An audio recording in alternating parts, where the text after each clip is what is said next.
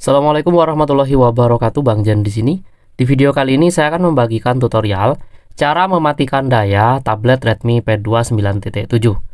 Nah, teman-teman, kalau kita bingung untuk mematikan daya dari tablet Redmi P2 9.7 ini, sebenarnya caranya sangat gampang sekali, teman-teman. Tapi bukan dengan menekan tombol daya yang ada di atas ini ya.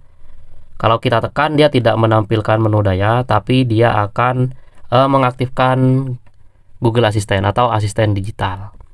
Nah, untuk mematikan daya tablet Redmi P2 9.7 ini, caranya kita tekan secara bersamaan ya, dua tombol, yaitu tombol daya dan tombol volume atas. Jadi seperti ini, kita tekan secara bersamaan tombol volume atas dan tombol daya, maka kita akan masuk ke menu daya. Tinggal geser ke arah atas, maka Redmi P2 kita akan dimatikan.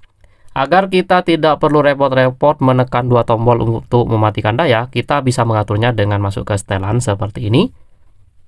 Setelah kita berada di setelan, kita geser ya di sisi kiri ini. Geser, cari pilihan aksesibilitas. Ini dia. Kita ketuk aksesibilitas. Setelah itu di aksesibilitas, pilih saja pintasan gerakan di atas ini, teman-teman. Ketuk pintasan gerakan. Kemudian kita pilih daya mati. Yang ini.